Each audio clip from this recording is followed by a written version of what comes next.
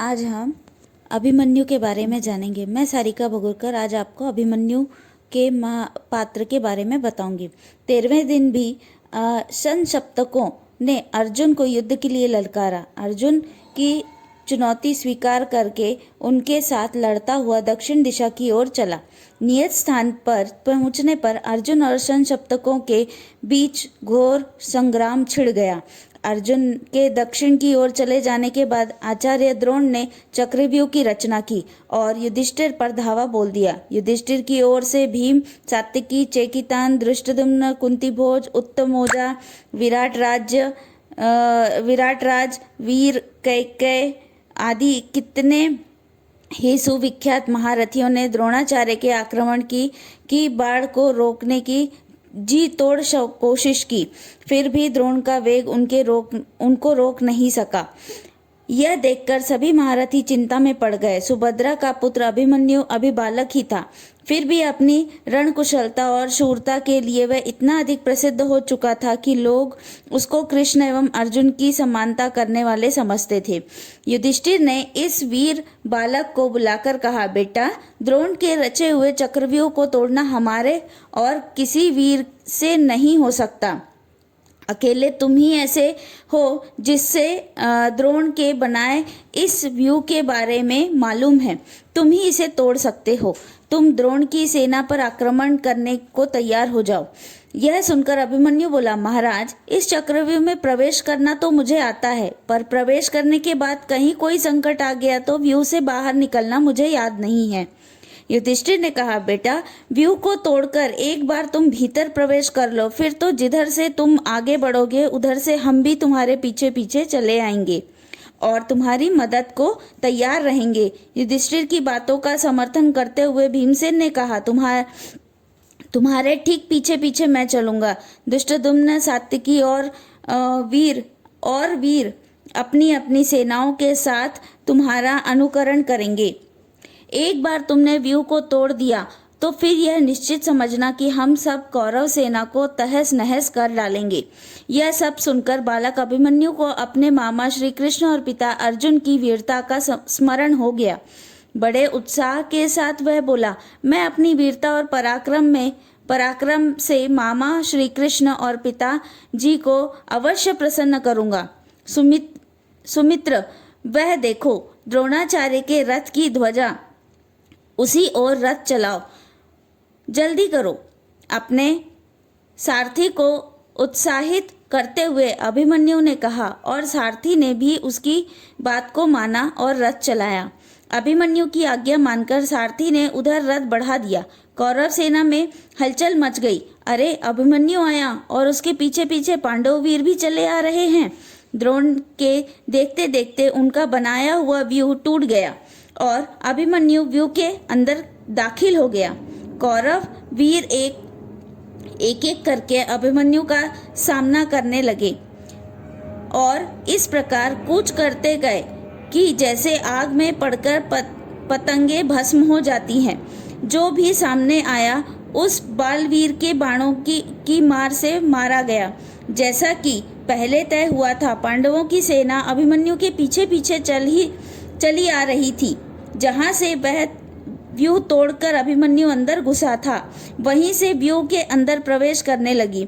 यह देखकर सिंधु देश का पराक्रमी राजा जयद्रथ, जो दुष्ट धृतराष्ट्र का दामाद था, अपनी सेना को लेकर पांडव सेना पर टूट पड़ा। जयद्रथ ने ऐसी कुशलता और बहादुरी से ठीक समय पर व्यूह की टूटी हुई किलेबंदी को फिर से पूरा करके मजबूत बना दिया कि जिससे पांडव बाहर ही रह गए।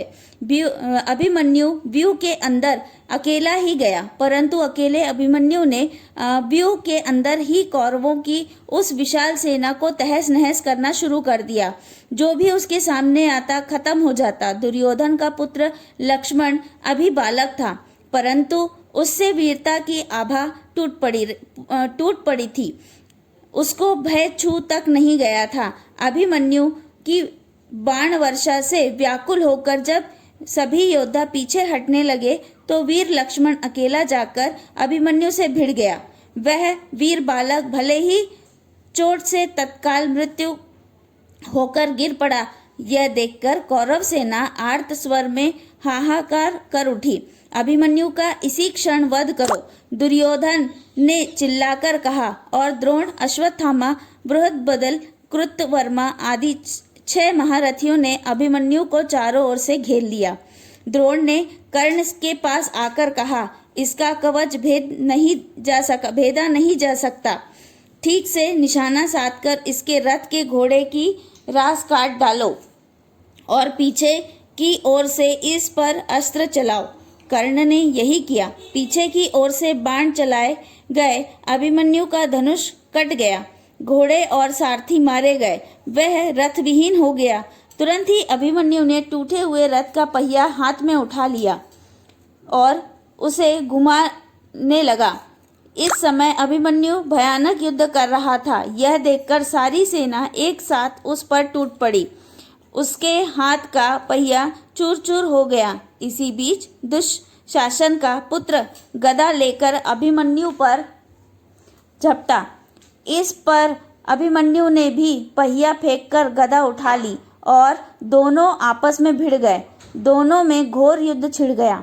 एक दूसरे पर गदा का भीषण वार करते हुए दोनों ही राजकुमार आहत होकर गिर पड़े।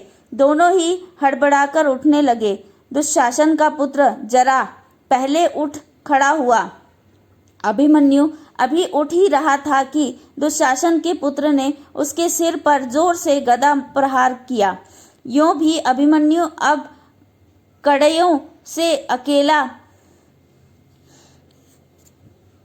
घायल हो चुका था और थककर चूर हो रहा था। गदा की मार पड़ते ही उसके प्राण पखेरु उड़ गए। सप्तकों का संहार करने के बाद युद्ध समाप्त करके अर्जुन और श्री कृष्ण अपने शिविर की ओर लौट रहे थे।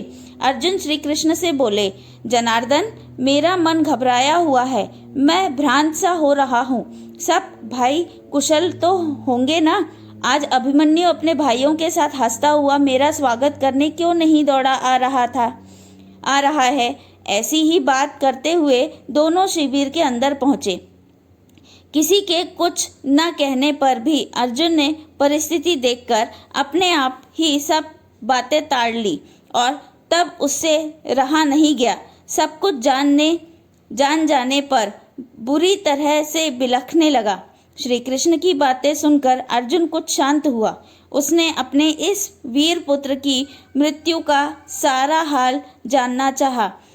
उसके पूछने पर युधिष्ठिर बोले, मैंने अभिमन्यु से कहा था कि चक्रव्यूह को तोड़कर भीतर प्रवेश करने का हमारे लिए रास्ता बना दो, तो वह सब तुम्हारा अनुकरण करते हुए व्यूह में प्रवेश कर लेंगे। मेरी बात मानकर वीर अभिमन्यु उस अभेद व्यूह को तोड़कर अंदर घुस गया।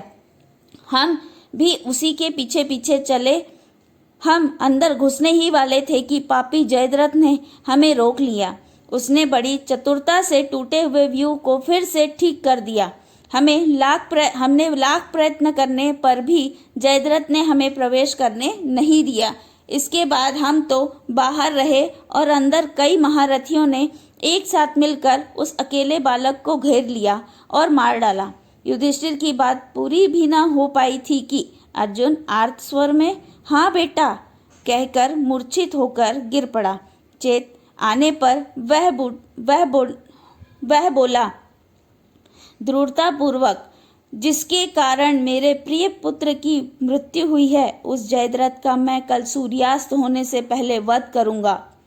यह मेरी प्रतिज्ञा है। यह कहकर अर्जुन ने अपने गांडीव पर जोर से टंकार की। सिंधु देश के सुप्रसिद्ध राजा वृद्धक्षत्र के पुत्र जयद्रथ को जब अर्जुन की प्रतिज्ञा का हाल मालूम हुआ तो वह दुर्योधन के पास गया और बोला, मुझे युद्ध की चाह नहीं है, मैं अपने देश चला जाना चाहता हूँ। यह सुनकर दुर्योधन ने उसको धीरज बंधाया और बोला, सैंधव, आप भय न करें, मेरी सारी सेना आपकी रक्षा करने के लिए नियुक्त की जाएगी, आप निशंक रहें। दुर्योधन ने इस प्रकार आग्रह किया कि जयद्रथ उसकी बात को मानना ही पड़ा और उसने मान भी ली। सवेरा हुआ शस्त्रधारियों में श्रेष्ठ आचार्य द्रोण ने सेना की व्यवस्था करने में ध्यान दिया। युद्ध के मैदान से बाहर 12 मील की दूरी पर जयद्रथ को अपनी सेना एवं रक्षकों के साथ रखा गया।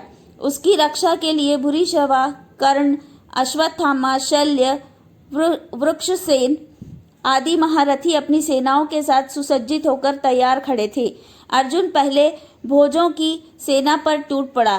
कृतवर्मा और सुदक्षिण पर एक ही साथ हमला कर दिया। उनको परास्त करके वह श्रुतायुध पर टूट पड़ा। जोरों से लड़ाई छिड़ गई। श्रुतायुध के घोड़े मारे गए। इस पर उसने गदा उठाकर श्री कृष्ण पर प्रहार किया, परंतु निशस्त्र और युद्ध में शरीर में न होने वाले श्री कृष्ण पर फेंककर मारी गई गदा श्रुतायुध को ही जा लगी और श्रुतायुध मृत होकर गिर पड़ा। इस पर काम्भोजराज सुदक्षिण ने अर्जुन पर जोरों से हमला कर दिया, किंतु अर्जुन ने उस पर बाणों की बरसाव करके उसका रथ चूर-चूर कर दिया। उसके कवच के टुकड़े टुकड़े हो गए और छाती पर बाण लगने से काम्भोज राज हाथ फैलाता हुआ धड़ाम से गिर पड़ा। इस प्रकार अपना गांडीव हाथ में लिए हुए असंख्य वीरों का काम तमाम करता हुआ अर्जुन आगे बढ़ता गया और कौरव सेना के समुद्र को चीरता हुआ अंत में वह उस जगह जहां पहुंचा जहां जयद्रथ अपनी सेना से घिरा हुआ खड़ा था। अर्जुन का रथ जयद्रथ की ओर जाते हुए देखकर दुर्योधन चिंतित होकर दुखी हुआ। जयद्रथ की रक्षा के लिए नियुक्त वीरों ने जब यह सुना तो उनके दल एक बागी दहल उठे और भूरिश्रवा, कर्ण, वृषणसेन, शल्य, अश्वत्थामा, जयद्रथ आदि 8 महारथी अर्जुन का मुकाबला करने को तत्पर हो उठे।